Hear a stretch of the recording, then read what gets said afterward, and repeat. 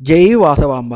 మా ఆత్మకూరు శ్రీ వాసవి కన్యకా పరమేశ్వరి అమ్మవారి ఆలయంలో ఈ వైశాఖ మాసాన రేవతి నక్షత్రయుక్తాన అమ్మవారికి లక్ష మల్లె మొగ్గలతోటి పూజ గావించారు ఆడపడుచులందరూ కూడా. అందరూ కూడా అమ్మని ఇలా వేడుకున్నారు. అమ్మా, ఆ మల్లెపూలు ఎంత తెల్లగా ఉంటాయో మా మనసును కూడా అంత తెల్లగా ఉండేటట్టు చూడు తల్లి. ఎలాంటి కల్మషం లేకుండా నిష్కల్మషంగా మా మనసును చెయ్యి తల్లి. మా సౌభాగ్యాలను అంటే మా పసుపు కుంకాలను ఐదోతనాన్ని చల్లగా కాపాడు తల్లి అంటూ ఆడపడుచులందరూ కూడా భక్తి శక్తులతోటి అమ్మవారిని ఆ మల్లెపూలతోటి పూజించారు. అమ్మ, నీ దయ ఉంటే చాలు తల్లి, మా ఐదోతనం చల్లగా ఉంటుంది. ఎల్లవేళలా మేము ఆరోగ్యాలతోటి అష్టైశ్వర్యాలతోటి పసుపు కుంకాలతోటి మా సౌభాగ్యాన్ని చల్లగా రక్షించు తల్లి అంటూ అందరూ కూడా అమ్మను వేడుకుంటూ ఉన్నారు.